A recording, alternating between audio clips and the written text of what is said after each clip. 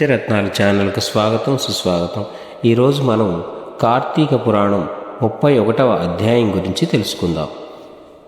ఆ మరునాడు కార్తీక పౌర్ణమి కావడం వల్ల నైమిశారణ్యంలోని మునులందరూ సూత మహర్షి ఆధ్వర్యంలో వనభోజనాలను ఏర్పాటు చేసుకున్నారు.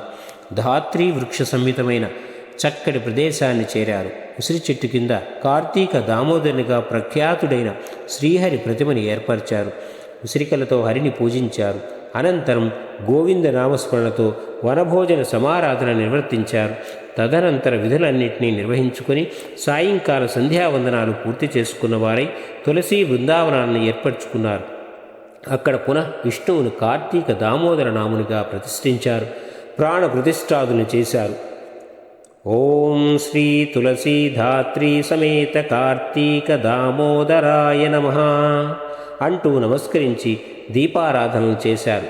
ధ్యాన వాహన ఆసన ఆర్ఘ్య పాద్య ఆచమన మధుపర్క స్నాన వస్త్ర ఆభరణ గంధ పుష్పాక్షత ధూప దీప నైవేద్యాదులు పుష్ప అలంకారాలను నమస్కారాలని షోడశోపచారాలతోనూ పూజించారు.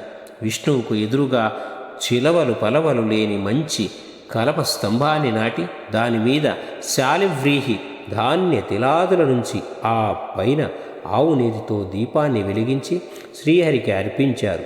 అనంతరం కార్తీక మాసాదిక తాము చెప్పుకొనిన స్కాంద పురాణ అంతర్గత విశేషాలను సోమవార వ్రత కార్తీక పౌర్ణమి స్నానాది పుణ్య సంచయ కథాస్వరూపాలైన తత్వనిష్టోపాఖ్యానము శత్రుజిచ్చరితము వనభోజన మహిమ దేవదత్తోపాఖ్యానము అజామిళోపాఖ్యానము మందరోపాఖ్యానము శృతకీర్తుపాఖ్యానము అంబరీషోపాఖ్యానము మొదలైన వారిని పునః మననం చేసుకున్నారు. తదుపరి మునులందరూ కూడి యజ్ఞ దర్శనార్థము సూతుల వారిచే ప్రవచించబడే సంపూర్ణ కార్తీక మహాపురాణ శ్రవణార్థము నైమిశారణ్య సమాగతులైన సద్బ్రాహ్మణులకు ఉసిరికలను కార్తీక దీపాలను దక్షిణ తాంబూలాదులతో సహా సమర్పించారు.